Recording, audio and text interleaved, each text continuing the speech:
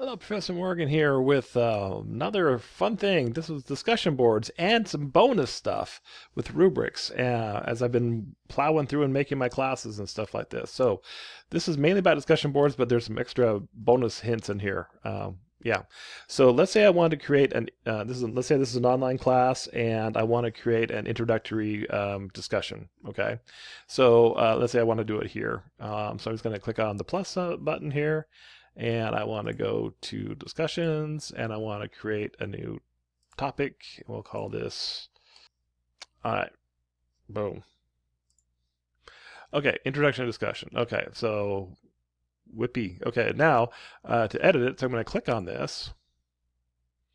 Okay, and that's all it's really put. Okay, so I need to edit this. So I'm going to go over here and I'm going to edit. Okay. And then I can kind of put what here. Let me just pause the video, put something. All right, so I kind of gave some instructions on their initial post, and then I want them to reply to two uh, different students' posts, kind of the things. Yeah, okay. So I put the instructions here. Now, when I go down here, these three buttons here, if you want to let the students know who they're talking to, if you just keep that off, it'll display the students' names and their, if there is a profile picture, will be visible. So it's, especially if you're trying to get the students to get to know each other, you can do that. If you want to be anonymous when they do their stuff, that's fine. That's how you do that. Okay. If you want to make sure that they don't reply to threads, but that would be kind of counterintuitive to what I'm trying to do here. There's that button. Okay. I like this one. Participants must respond to the topic before viewing the other replies because I want them to actually do this part first, right? Before they start replying to other folks. So I like that. Enable podcast feed. Yeah, we're not doing that. Okay. Graded. Yes, I want this to be a graded assignment. So I'm going to click on graded. Okay, and assign graded checkpoints. I guess you could do that for, I'm not really going to get into that in this video. You could do it like if they posted originally and if they whatever, but I'm going to create a rubric that kind of does something similar. Allow liking if you like the thumbs up, whatever.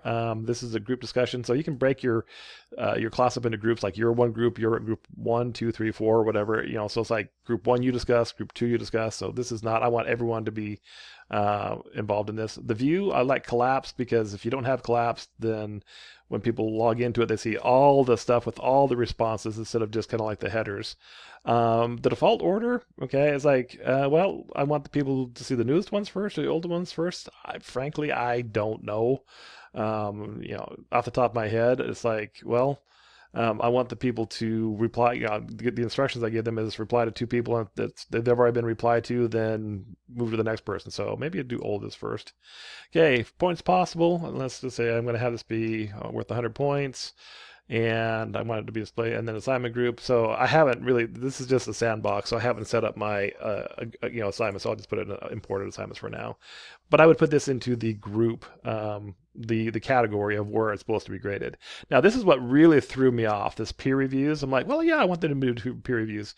From the research that I've done, this is actually very advanced where I'm not going to get into it on this, but for this basic discussion where I just want them to post and respond, this is not what this is for. The peer reviews is more along the lines of, and this is down the road where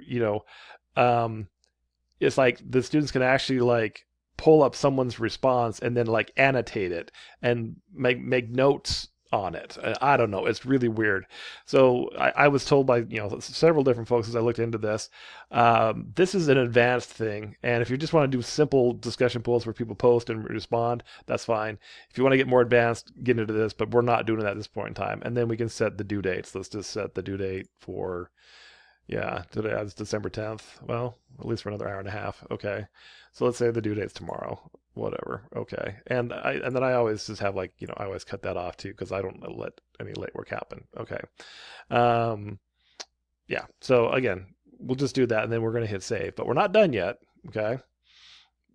We're far from done actually because so there's the post, but I want this to be a graded assignment, but how do I want it to grade it? Now, this is bonus information. This is worth the price of tuition right here. So when you click on these three buttons, I can add a rubric. Now, here's the thing, folks. I have created a whole bunch of rubrics from a whole bunch of different places as I've been working on classes. So when I click on add rubric, and it's like, okay, so I can create one from scratch here, but if I want to find a rubric that I've created, here's something that's pretty darn cool. So find a rubric, I can actually choose which course I created a rubric from. What? So for like my English 217 class, which is Introduction to Creative Writing, where we do discussion posts. So I created a rubric for that. So if I click on that class, I can see the rubrics that I created for that class. And one of them is a discussion rubric. Oh, so I want to. So when I click on discussion rubric, you're like, well, whoa, what does that even mean? But now I got to scroll down a little bit more and say, oh, well, there's the rubric right over here, and I want to use it. Okay. However, and again, this drove me nuts. Okay. You need to click the edit the rubric button, and I'm going to get rid of that one because that's for whatever reason why that was there. Okay. And you have to click use this rubric to assign the grading, because if you don't click this, you can see the rubric when you're grading stuff, but it won't actually like populate the grading field. So that's just kind of an extra step, but it is. So I've updated the rubric. Okay, so there. In theory, it is set up. So now what does the student see on their side? Okay, so let's go home. I want to go home. Yeah, okay. And then view the student. Okay. And I'm going to pause the video because sometimes other thing I notice is like when I've populated something in Canvas and I go to the student view right away, sometimes it doesn't show up. It may take a moment, so let me fix that. Okay, so like I said, and actually I had forgot to publish it, but even when I published it, when I came back here, it was gone. So it takes a second when you go to the student view. Okay, so now when the student needs to do the introduction discussion, they click on it, and they will see. Okay, so there's the instructions, and then instead of like like create a post, they actually reply to this. Okay, so I'm going to go ahead and reply as the student. Hello, I'm not me. Okay. And then they have replied. Okay. And there it is. So now when they go home, okay, and I only have a test student, right? So now when they click on the discussion, introduction discussion, they can actually see, oh, look, that's the person who posted. They can then reply to them. So let's do reply. And let's say this is, you obviously wouldn't reply to yourselves, but we'll just call this reply 1. And then reply. And then I'm going to do it again. Reply to the same thread. And this is the second student. Reply 2. Because 2 is more than 1. Okay, so then we have stuff. You're like, okay, well, and then they've done their stuff. So they see a student, and they've responded, and then 2 people responded, whatever. Okay, so they responded to 2 different students. So now I'm going to leave the student view, go back to the teacher view. Okay, now it's time for me to grade it. Okay, so I want to grade this. How do I grade this? So if I click on here, well, I can see what's been posted. Okay, I can even, go this way, but how do I grade it? Well, here's the thing. Once people start putting stuff in, it's in my to-do list. I have to grade the instruction discussion. Oh, okay. So when I click on this, wait, introduction discussions, not grade introduction discussion. Let's do this one.